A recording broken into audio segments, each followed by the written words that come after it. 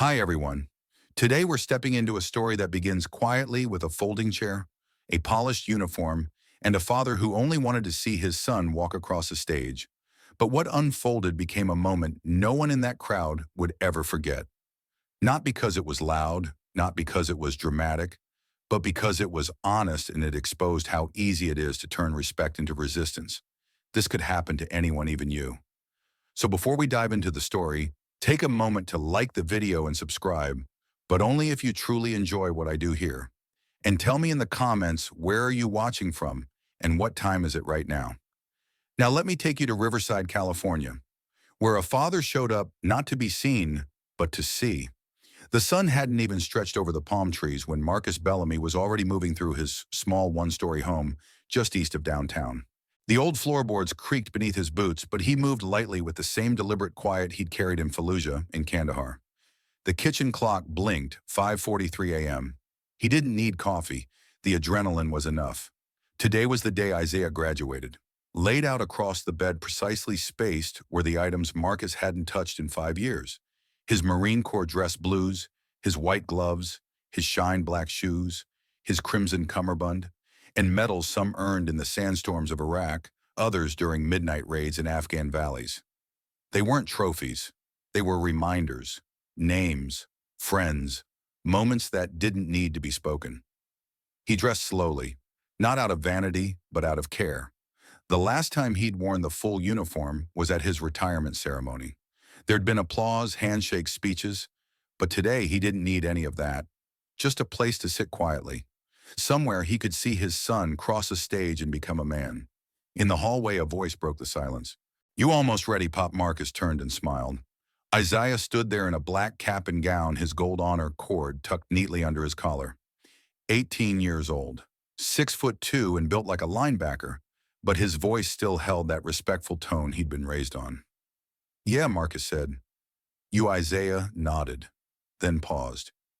"You really wearing that?" Marcus glanced down. "Damn right." "People are gonna stare," Isaiah said, half a warning, half admiration. "They can stare," Marcus said, brushing invisible lint from his left shoulder. "I'm not here for them." They didn't say much on the drive. The old Silverado rolled down Magnolia Avenue, passing quiet storefronts and shuttered taco stands. Marcus's hands rested steady at 10 and 2, the wheel barely shifting as they pulled into Riverside Central High School. The parking lot was already filling, folding chairs being unloaded from trunks, balloons bouncing in the wind, kids in robes laughing and bumping fists, parents shouting over each other trying to get the perfect photo. Marcus gave Isaiah a quick nod before the boy disappeared behind the staff entrance reserved for graduates. Then he turned and made his way toward the bleachers. He could feel it the second he stepped onto the football field. Heads turned, whispers floated. Some people smiled tight, polite, not quite sure whether to speak. Others looked away. The marine blues didn't blend in with floral sundresses and flip-flops. But Marcus didn't come to blend in. He came because of one promise to show up for his son. He found a seat in the 6th row from the back, not too close, not too far. A perfect view of the stage. The metal bleacher was warm already. California heat crept in early this time of year. He placed his white-gloved hands on his knees and breathed in slow. Behind him, a woman muttered, "He must be security or something." Her husband whispered, "No, babe, that's military." "Still a little much for a high school graduation," she added. Marcus didn't flinch. He'd heard that tone before in airports, grocery stores, even church. The quiet discomfort people projected when their assumptions didn't match the scene. But he wasn't here to correct anyone's perception. He was here for Isaiah. "That's it," the loudspeaker crackled. "An announcement. Please take your seats. The ceremony will begin in 10 minutes. More families streamed in. A kid dropped a soda can. A mom wiped tears from her cheeks already. Laughter mixed with camera clicks. A breeze moved through the bleachers, and somewhere behind him the smell of cheap sunscreen and peppermint gum drifted on the air. But Marcus sat still, focused, ready, and unaware that within moments his presence would become the center of attention, not because he asked for it, but because some people still struggle with the kind of dignity that doesn't ask for permission. The band was still tuning when they came. Two men, early to mid-30s, polo shirts tucked into khakis, clipboard under one arm, earpiece tucked into the right ear, event security stitched just above the heart. The kind of walk that didn't belong to greeters or ushers. These weren't volunteers handing out programs. They were coming for a reason. Marcus saw them 2 rows away, heads forward, eyes locked on him. He didn't move, didn't blink, just shifted his left glove slightly on his lap and waited. Sir, the one with the clipboard began, voice clipped but polite. His badge read J. Downing. Would you mind stepping to the side with us for a moment? Marcus tilted his head. Why the second guard, darker skinned, sunglasses still on, answered. We've had a few concerns from guests. Some folks are feeling uncomfortable. Uncomfortable, Marcus repeated slow and flat like he was tasting the word. Yes, sir, Downing continued. It's a formal event. We're asking attendees to avoid anything that draws unnecessary attention. Just trying to keep the focus on the students. Marcus took a breath. Not deep, not dramatic. Just enough. This is my formal, he said, tapping his chest lightly. And I didn't say a word. Didn't wave a flag. Didn't shout a name. I sat down. That's all. The second guard shifted his stance. It's the uniform, sir. It stands out. Marcus looked down. Crisp jacket. Medals that didn't shine for decoration, but for sacrifice. Polished shoes, laces tight. Every inch earned. He looked back up. Good. It should. Downing offered a tight smile, trying again. We don't want to cause a disruption. Then don't, Marcus said.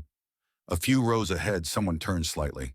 A dad in a Dodgers cap stopped mid-conversation and tilted his head back to listen. 2 teenage girls glanced over their shoulders and nudged each other. The energy shifted. Not a commotion. Just attention. The kind that spreads slow and sharp. The second guard leaned in just a little. Sir, we're asking respectfully. Would you step outside the gate so we can talk in private? Marcus gave him a long, even look. No. Downing blinked. Sir, I'm not leaving this seat, Marcus said. Calm. Final. The silence that followed wasn't loud, but it rang. A kind of tight pause that wraps around a crowd and makes people lower their voices. A woman in the row behind Marcus whispered, What's the problem? He's just sitting there. Another man muttered, Leave him alone. Downing's hand moved to his walkie-talkie. We may need a supervisor at North Bleachers, he said low, turning away. Marcus stared forward again. Sunlight caught the edge of his medals. He could see Isaiah now far across the field in the 3rd row of the student section, sitting, tall arms folded across his lap, not fidgeting like the others. That boy was steady, always had been. But Marcus didn't know how much longer he'd get to watch. Because these 2 men weren't used to being told no, and somewhere behind the bleachers, more security was likely already moving. Sir, the second guard tried again. We understand this day means a lot, but please don't escalate things. Marcus turned slowly, voice quiet but precise. Let me tell you what escalation looks like, he said. It looks like 2 men walking up to a quiet father wearing the uniform he bled in and telling him his presence is a problem. I'm not here to be seen, he added. I'm here to see my son. That's it. The second guard's lips parted like he had something to say, but nothing came out. Not yet. A pause. Then Marcus' voice from behind. Strong, familiar. He turned. 3 rows up, a man was descending the metal bleachers. Late 50s. Stocky. T-shirt under an unbuttoned gray flannel. Faded tattoos ran down his arms. Eagles, dog tags, and coordinates burned into weathered skin. His walk wasn't fast, but it was deliberate. Elijah Ross, Marcus said, eyebrows raising. The man gave a short nod. Damn. You clean up good. Marcus smirked just enough to crease the corner of his mouth. Didn't think you'd make it. Neither did I, Elijah said. But when a brother's son is graduating, you show up. He turned to the guards. Everything all right here? We're managing a situation, Downing said stiffly. No, Elijah replied. You're interrupting a man watching his son graduate. One of the guards opened his mouth, but Elijah cut him off. Marcus and I served together. 3rd Battalion, 5th Marines. Ramadi, 06. That made the second guard blink. And then Ramadi, a voice 2 rows over. A tall man in a dark blazer stood up. clean-shaven hands folded behind his back. We were there too. Recon. Elijah gave him a nod. What unit? SEAL Team 4. Another pause. Then another man stood. Ball cap, low jacket, zipped despite the heat. I saw that jacket, he said to Marcus. Knew you weren't here to make noise. Three more stood, scattered across the crowd. Veterans, not flashy, just present. One wore jeans and boots. One carried a cane. One had a prosthetic arm but never looked down once. The guards looked around. Outnumbered, outpaced. This wasn't the kind of crowd they expected. No one yelled, no one threatened. They just stood, and that was louder than anything. Marcus didn't stand up. He didn't have to. Elijah took a breath. You came here to do a job, he said to the guards. Now do the right one. Let the man sit. The guards didn't answer. The crowd had. The guards didn't move. Not at first. You could see the confusion settle into their shoulders. Jay Downing tightened his grip on the clipboard, the edges bending under his fingers. The one in sunglasses glanced nervously between the veterans now standing in scattered formation across the bleachers. This wasn't a crowd anymore. It was a presence, a reminder of history, of sacrifice, of men who had once shouldered far heavier burdens than this. Marcus stayed seated, his jaw firm, his gloves steady in his lap. His gaze was forward past the guards, past the murmuring crowd locked on the edge of the stage, where Isaiah waited in a line of robed graduates. The tassels on their caps caught the breeze. The podium still stood untouched. This ceremony hadn't even started yet. Then came the footsteps, sharp, rhythmic, purposeful. From the far end of the bleachers, descending with practiced authority, came Dr. Leona Grant, principal of Riverside Central High School. Late 40s, straight posture, black slacks and a crisp blue blouse. Her expression was tight, not angry, but strained. The kind of look worn by people who've walked into rooms mid-crisis, already rehearsing both sides of the argument. She reached the 6th row, stopped just before Marcus, and gave a quick nod to the guards. I'll take it from here, she said. Downing hesitated, then stepped back. Dr. Grant turned to Marcus. Gunnery Sergeant Bellamy, she asked. Marcus stood, slow and smooth, facing her directly. That's me. I'm Dr. Grant, she said. The principal. I know, Marcus replied. I read the letter you sent to parents last week. Thought it was well written. She gave the faintest flicker of a smile, then dropped it. I'm going to be direct, she said. Some guests have raised concerns. They feel the uniform may be overwhelming. This is a student-centered event, and we want to keep the tone balanced. Marcus didn't blink. Did I speak out? Number wave a flag? No. Stand on a chair, play a trumpet march around? No. Then the only thing I've done, he said, his voice level, is sit in a chair and breathe. There was silence. Dr. Grant looked over her shoulder at the growing attention, the cell phones already filming the scattered veterans standing at ease. Then she looked back at Marcus. I understand that, she said. Truly. But I also have to consider the comfort of all attendees. If your presence is affecting their experience, he cut in not loud but with a precision that made people lean in. I served 22 years, he said. I've stood beside coffins draped in flags. I've watched young men take their last breath. I've saluted while mothers cried, and not once did I ask anyone to move for me. He pointed gently to his seat. All I ask is to sit there, in the back row, quiet, and watch my son become a man. Dr. Grant opened her mouth, closed it. From 3 rows down, someone clapped once. Just one, then a second, then another. The sound didn't roar. It rolled soft but undeniable. Elijah Ross stepped forward just behind Marcus. Ma'am, he said, with all due respect, that man earned every right to that seat. And I didn't come here to make a scene, but I also didn't come here to let him be removed for doing nothing. Another veteran spoke from the back. We all wore that uniform. None of us came to be noticed. We came because one of ours showed up. That's it. A woman in a sundress stood and said plainly, he's not hurting anyone. Let him stay. Dr. Grant looked at Marcus again. Then finally she nodded. You're not required to leave, she said, and I apologize for how this was handled. Marcus didn't gloat. He didn't grin. He just gave a respectful nod and sat down. The veterans returned to their seats, no parade, no speech, just quiet movement, like the tide pulling back. But not everyone was done. 10 minutes later, just as the first batch of students was being seated on the field, a sharp voice cut through the PA system. "Excuse me." Heads turned. Up front, near the edge of the staff row, a woman stood holding a folded program in one hand. She wore a cream-colored blouse with a pearl pin and oversized sunglasses. "My name is Deborah Wren," she said. "School board member." A hush fell. She didn't wait. "I'd like to briefly address the elephant in the room," she said, her voice tight and clear. "This ceremony was meant to be about the students, but somehow we've turned our attention to one individual, one uniform, one distraction." A murmur ran through the crowd. "I'm just saying what some of us are thinking," she continued. "This isn't a military ceremony. It's a high school graduation. And I think it's worth considering the tone we're setting." Marcus didn't move. Dr. Grant stepped forward, gripping the edge of the stage. She didn't use the mic. She didn't need it. "I think the tone," she said, "has been one of patience, of integrity, and of presence." Applause broke out again, stronger this time. Deborah Wren opened her mouth, then shut it, visibly flustered. Dr. Grant added, "We all came here to celebrate our young people. Let's do that. Together. With respect." She turned back toward the audience, and Deborah Wren sat down. Marcus shifted in his seat, looked again toward the field, toward his son. Isaiah hadn't moved, still sitting tall, still facing forward.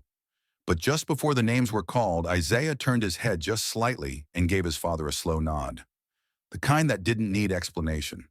The sun climbed higher over the football field, pressing heat into the metal bleachers, making the programs flap like restless birds in the audience's hands. Despite it all, despite the whispers, the glances, the confrontation, and the brief standoff, the ceremony rolled forward. The school band, a little out of tune but full of heart, struck the first notes of pomp and circumstance. The students began filing in, row by row, robes rustling in rhythm. Marcus didn't move. He hadn't shifted once since retaking his seat. Not in defiance, not in arrogance, but in purpose. His white-gloved hands rested quietly on his lap, his medals catching light now and then, like echoes from another life. He was calm, steady, as if all the weight of what had happened, the humiliation, the pressure, the accusations, wasn't enough to shake his core, because it wasn't. A few rows up, Elijah Ross sat with his elbows on his knees, scanning the field with the discipline of a man who'd spent years watching the horizon for danger. To his left, Wes Big Hands. Kinney sat silently, arms crossed over his chest like concrete. Behind them, Desmond Rivas leaned over and whispered something to his wife, who chuckled under her breath. But his eyes drifted back to Marcus every few seconds, never straying long. The other veterans were back in place, spread across the stands like anchors, not fidgeting, not smiling for cameras, just present. A few seats down, a teenage boy leaned toward his mother and asked, "Who are they?" She didn't hesitate. "His brothers," she whispered, "just not by blood." Dr. Grant returned to her spot on the stage, taking a deep breath before sitting. Her eyes met Marcus's for a moment. She gave a small nod. He returned it. Deborah Wren, seated stiffly near the school board cluster, refused to look in their direction. She sat straight-backed, arms, crossed lips pressed tight. But something in her demeanor had cracked. She didn't speak again. She didn't need to. Her silence said enough. One by one, the names were called. The applause was polite, rhythmic, rolling across the bleachers like waves. But something had shifted. You could feel it in the crowd. The moment of tension when people weren't sure who to side with was gone. The decision had already been made. They chose quiet dignity over false decorum, presence over posturing. Then it happened again. A man near the far edge of the bleachers stood abruptly, khakis, white polo phone in hand. His voice wasn't loud, but it cut like paper in a silent room. "This isn't a military ceremony," he called out. "Can we focus on the students now?" Dozens of heads snapped toward him. Marcus didn't flinch, didn't glance his way. But Elijah did. He stood, slow, deliberate, no fanfare, no bravado, just presence. The man who shouted hesitated, took a step back. But before he could sit, Wes Kinney stood too. Then Desmond. Then a man in a Dodgers cap 3 rows up. then another in a beige windbreaker. They weren't next to each other. They didn't say a word, but their standing said enough. That kind of silence, intentional, complete, unshakable, carries weight. The man in the polo blinked, lowered his phone, and sat down. And the ceremony rolled on. The announcer, after a brief pause, resumed reading names. No commentary, no acknowledgement, just steady names, steady rhythm, steady dignity. And finally, toward the last quarter of the list, Isaiah David Bellamy. The name rang out like a clean strike of a bell. Marcus stood. Not dramatically, not for attention. He stood because some moments require your full height. Isaiah stepped from the student line with a confidence that wasn't cocky. It was rooted, earned. His robe moved with purpose, shoulders square, chin high. As he crossed the stage, he looked toward the bleachers, and he found his father. Their eyes locked. Isaiah didn't wave. He didn't smile wide. He gave a single nod, small, strong, a thank you that didn't need words. Marcus, hand over heart, returned the nod. Not a salute, not a performance, just a man acknowledging his son. The crowd clapped, not wildly, not forced, but with a rhythm that lasted just a bit longer. You could feel the meaning under it. On stage, Isaiah shook hands with the principal. Dr. Grant leaned in, said something that made him nod, and passed him his diploma. As Isaiah exited the stage, his eyes found Marcus once more. No smile this time, just that steady connection. That's what it had all been for. All the discomfort, all the pressure, all the standing. So a father could see a son become a man. Marcus sat again, his movements slow, intentional. He didn't feel tired. He felt complete. The heaviness in his chest wasn't sadness. It was pride, pure, unfiltered, the kind that settles into your bones and stays there. The rest of the ceremony faded around him, more names, more photos, more applause. But the moment had landed, and that was enough. No one whispered anymore. No one looked away. What filled the air now wasn't tension. It wasn't controversy. It was something far more powerful. It was respect. The ceremony continued under a sky that had begun to soften into gold. The heat still clung to the bleachers, but the atmosphere had changed. Lighter now, unspoken yet understood. Every chair shift, every rustling program, every proud parent cheering from the stands, everything had settled into a rhythm that felt right. Steady, earned. Marcus sat with his back straight, his gloved hands folded neatly over one knee, his eyes never straying far from the student rows. Isaiah had returned to his seat, diploma in hand, legs squared at the heel, posture that spoke volumes. You'd have thought the kid had just been pinned with a medal himself. In a way, he had. That walk across a stage beneath the sun under the weight of a name was its own kind of ceremony. Across the field, a few of the other graduates had started to notice. One boy nudged another and gestured toward Marcus. A girl whispered something, her gaze darting between Isaiah and the sixth row of the bleachers. But there was no ridicule, no sneers. Just the recognition of something meaningful happening, even if they couldn't quite articulate why. In the seats nearby, things had gone still. Not frozen, just respectful. Parents who had been fussing with cameras or fanning themselves with paper programs now sat a little quieter, a little straighter. Even the kids' brothers and sisters dragged along for the ride seemed to sense something had happened that didn't quite fit the script of a typical high school graduation. And it hadn't. Because what had taken place on those bleachers between Marcus and the guards, between Elijah and the crowd, between Dr. Grant and the silence, wasn't about conflict. It was about boundaries, about presence, about refusing to shrink for the sake of someone else's comfort. That truth was still echoing through the air when the final student's name was read. The audience clapped again. It was lighter this time, with the casual joy of release. Parents began pulling phones out. Kids popped up from their seats, tossing caps into the air. The sound of cheers and shrieks and scattered laughter filled the field. But Marcus didn't rush to stand. He stayed seated for a beat longer, eyes following Isaiah as he stepped down from the platform and rejoined the graduates swarming in the center of the field. That boy moved with a stillness now, like something had rooted deeper in him. Beside Marcus, Elijah leaned forward just slightly. "You handled that better than I would have," he muttered. Marcus didn't look over. He just smiled a little. "Didn't come here to fight." "Funny," Elijah said, cracking a grin. "Neither did we." Behind them, the other veterans were beginning to stand slowly, casually. Some were stretching their legs, some checking phones, some adjusting their jackets. But every now and then, their eyes flicked toward Marcus and Isaiah, still tracking, still watching, just like they had years ago in far more dangerous places. From the far right bleachers, a woman in a red blouse and wide-brimmed hat made her way through the crowd, camera in one hand, wiping at her eyes with the other. "I just want to say," she said as she passed Marcus, that was something we all needed to see." Marcus gave her a polite nod. Nothing more. The school staff had started to guide students and families toward the exits. "If you could please clear the field for photo sessions," a voice boomed over the speaker. "We'll be opening the gates in 15 minutes. People began filing out, slowly, but with that same strange reverence still hanging in the air. The clapping from earlier hadn't been wild. It hadn't been loud, but it had lingered. It had meant something. That's what people would remember. Not the security guard's discomfort, not Mrs. Wren's complaint, not even Dr. Grant's measured apology. They'd remember a man who refused to vanish, a man who dressed in the same uniform he once risked his life in, not to command attention, but to witness a moment. A man who had been asked to leave and quietly said no. And they'd remember how others stood not with noise, not with fists, but with stillness, with presence. Isaiah broke away from his classmates and began walking toward the bleachers.